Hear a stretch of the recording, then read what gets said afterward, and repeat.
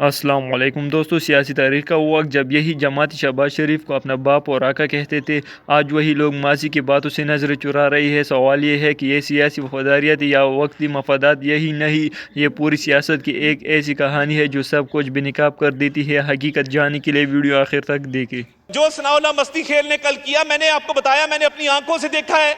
नवाज शरीफ को वो माई बाप कहते थे, आका कहते थे, माई लीडर। यूं हम तो लीडर के सामने खड़े होते हैं को अल्लाह ताला ने तौकीर भी दी है। यूं खड़े होके, यूं हाथ बांध के खड़े होके माई लीडर कहते। मैंने खुद देखा है सनाउल्लाह मस्ती खेल को। तो बगल बच्चों का मैं जिक्र करना चाहूंगा, मुल्क से भागे हुए हैं। एक अमेरिका बैठा है, एक स्पेन बैठा है। बजट सेशन की कुछ रिवायात हैं जो पिछली कई दहाइयों से चलती आ रही हैं कि ऑपोजिशन की तरफ से, जब हम ऑपोजिशन में थे, पीपल्स पार्टी ऑपोजिशन में थी, शैडो बजट पेश किया जाता था। उसका मकसद क्या था शैडो बजट का, और शैडो बजट होता क्या है? यह तो बड़ा आसान है कि कागज का टुकड़ा पकड़ा, 4 फैक्ट्स एंड फिगर यहां पे फरमाए और उठ के घर चले गए। शैडो बजट में मेहनत लगती। हमने जॉइंट एक्सरसाइज किए कि अगर हम हुकूमत में होते तो हम इस बजट की बजाय एक बेहतर बजट कैसे ला सकते थे। कौन से टैक्सेस हैं जिनको कम किया जा सकता था, कौन सी सब्सिडीज हैं जिनको कम किया जा सकता था, कौन से तबकात हैं जिनको मजीद रिलीफ दिया जा सकता था। मगर अफसोस की बात यह है कि तनकीद बराए तनकीद चलती है।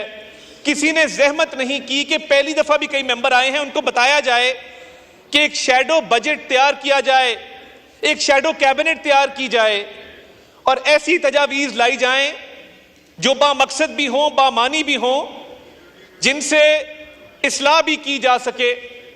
अब इस बजट के अंदर प्रॉब्लम क्या है?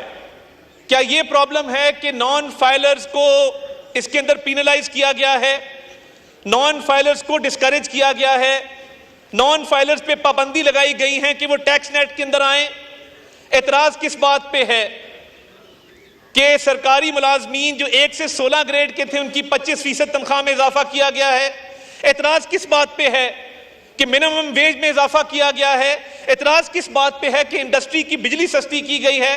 एतराज किस बात पे है कि पाकिस्तान के फॉरेन एक्सचेंज रिजर्व्स जो इनके जमाने में 15 दिन का कवर था आज 2 महीने का कवर है? एतराज किस बात पे है कि स्टॉक एक्सचेंज नए रिकॉर्ड कायम कर रही है, 78,000 क्रॉस कर गई है? एतराज किस बात पे है? मैं पूछना चाहता हूं, ये 47 की आवाजें आएंगी, ये 804 की, 408 की, 420 की आवाजें आएंगी, बजट की कोई बात नहीं करेगा, कोई शैडो बजट पेश करने की जिसारत नहीं करेगा।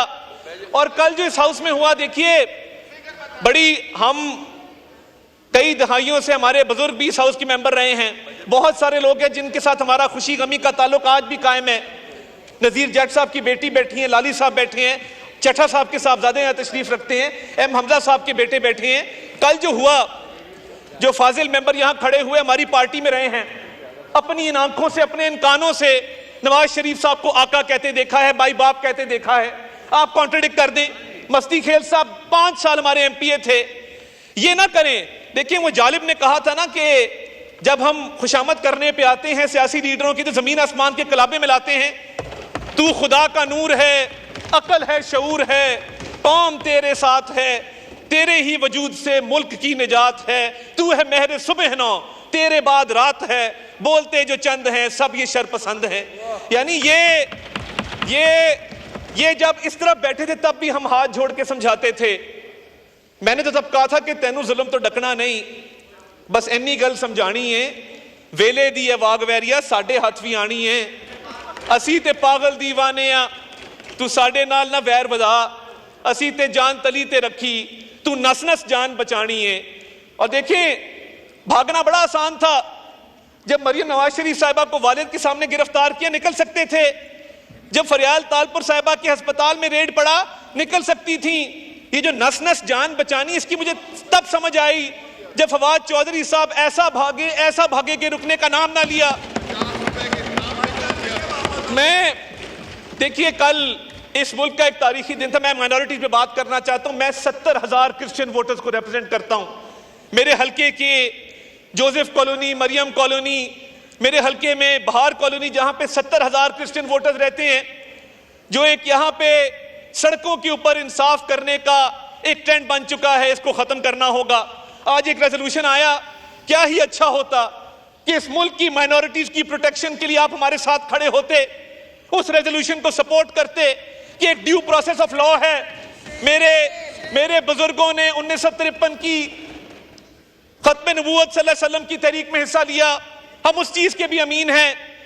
मगर क्या ये इंसाफ है कि किसी पे इल्जाम लगाओ, सरेराह उसको कत्ल कर दिया जाए, ना मुकदमा कायम किया जाए, ना अदालत में सबूत पेश किए जाएं? माइनॉरिटीज किधर जाएंगी? कल हम एक चर्च के अंदर हारून विलियम नामी पाक फौज के एक सिपाही का आखिरी रसूमात में हम शामिल होके आए हैं। वो जो यार जनाजे की बात करूं, खुदा का खौफ करें को थोड़ा सा।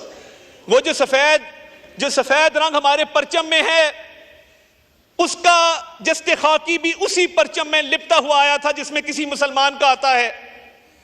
क्या इस हाउस को नहीं चाहिए कि अक़लियतों के तहफ़्फ़ुज़ के लिए रेजोल्यूशन यूनानिमस हो और एक इस मुल्क में निज़ाम वज़ा किया जाए?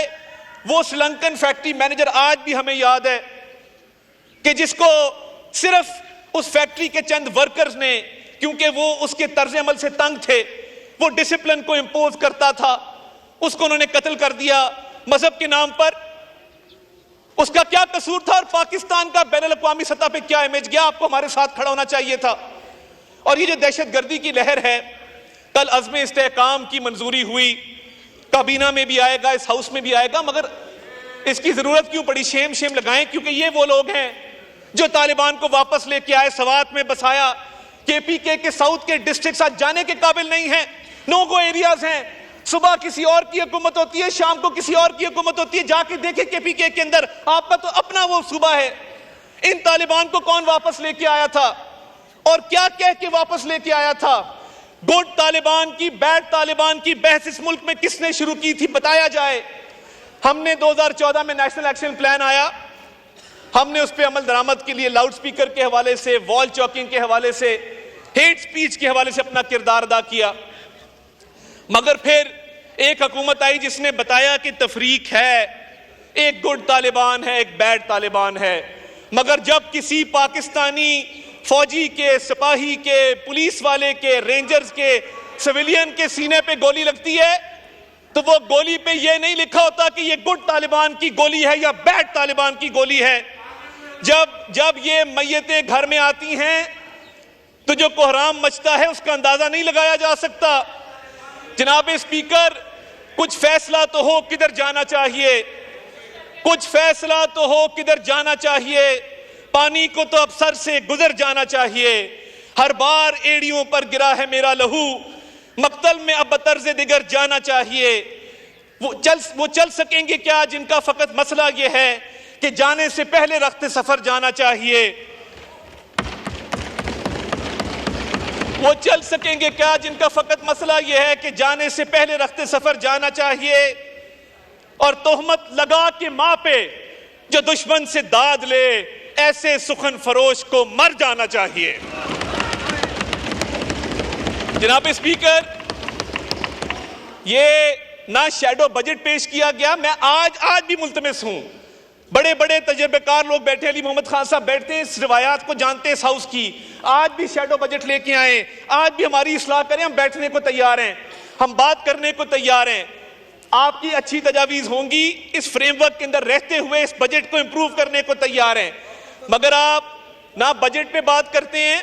और देखें जो सनाउल्लाह मस्ती खेल ने कल किया, मैंने आपको बताया, मैंने अपनी आंखों से देखा है।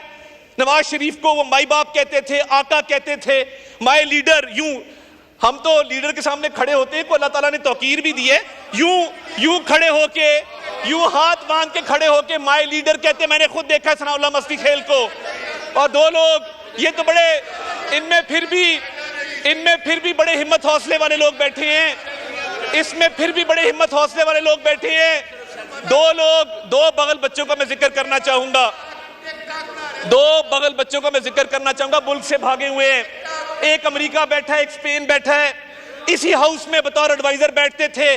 मैं तब कहता था कि इन्होंने भागना है, आप लोग इधर ही बैठे होंगे, ये भाग जाएंगे। वो तब भी अपने लीडर की शान में जमीन आसमान के कलाबे मिलाते थे। मेरी गुजारिश ये है कि इस हाउस की रिवायात को इतना मैला ना किया जाए, क्योंकि इधर बैठने के दो क्राइटेरियाज हैं, एक तो जबान की गलाजत में कसरत हो और दूसरा झूठ बोलना आता हो और बार बार आता हो। इसके अलावा तीसरा क्राइटेरिया नहीं है। तो मैं बड़े अदब से मैं आपसे गुजारिश ये करूंगा कि ये जो दहशतगर्दी की जंग है, इसमें हमें मुत्तहिद होना है। वो इस साइड पे बैठे हों, इस साइड पे बैठे हों, अज़्म इस्तेहकाम के हवाले से हमें इस मुल्क को सिक्योर बनाना है। और देखिए, चाइनीज डेलीगेशन यहां पे आया, उसके आने से पहले जो प्रोपेगेंडा यहां पे किया गया, खुदारा आप मेरे पे तनकीद करें, मेरी सियासी क़यादत पे करें, मेरी सियासी पार्टी पे करें।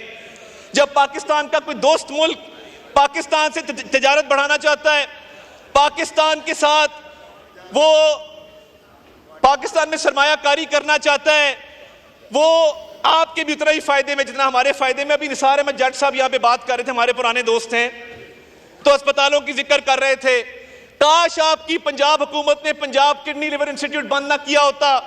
आप जाके देखिए, ऐसा अस्पताल पूरे पाकिस्तान में आपको नहीं मिलेगा। आज भी रावलपिंडी इंस्टीट्यूट ऑफ कार्डियोलॉजी में पूरे केपीके के पेशेंट्स आते हैं, उन्हें हम वेलकम करते हैं। आज भी मुजफ्फरगढ़ में रजब तैयब अर्दगान अस्पताल चल रहा है। हमारे चिल्ड्रन हॉस्पिटल, हमारे यूरोलॉजी इंस्टीट्यूट्स ऐसे पूरे पाकिस्तान में कहीं नहीं है। मगर आपको नजर नहीं आता कि अल्हम्दुलिल्लाह 80% पेशेंट्स केपीके से आते हैं कार्डियोलॉजी में, चिल्ड्रन हॉस्पिटल के अंदर, और कोई तफरीक नहीं की जाती। आपने केपीके में कितने अस्पताल बनाए हैं आप बता दें। आपकी जब हुकूमत थी, आपने पंजाब में अस्पताल बंद करने के अलावा कुछ नहीं किया। तो इस मुल्क की खातिर कम से कम दहशतगर्दी की इस जंग में, दहशतगर्दी के खात्मे के लिए कोई गुड तालिबान बैड तालिबान नहीं है, और मैं समझता हूं कि इसके लिए खून भी देना पड़ा। तो दोस्तों, यही है हमारी सियासत की वो हकीकत जिसमें वक्त के साथ बयानात और वफादारियाँ बदलती रहती है। कल तक जो तारीफ़ों के पल बांध रहे थे, आज वही खामोश है। सवाल ये नहीं कि कल क्या कहा गया, सवाल ये है कि आज सच क्या है। आप इस मामले को कैसे देखते हैं? अपनी राय कमेंट्स में ज़रूर दें। वीडियो पसंद आए तो लाइक करें और शेयर करें, और मज़ीद ऐसी सियासी कहानियों के लिए चैनल को सब्सक्राइब करना ना भूलें।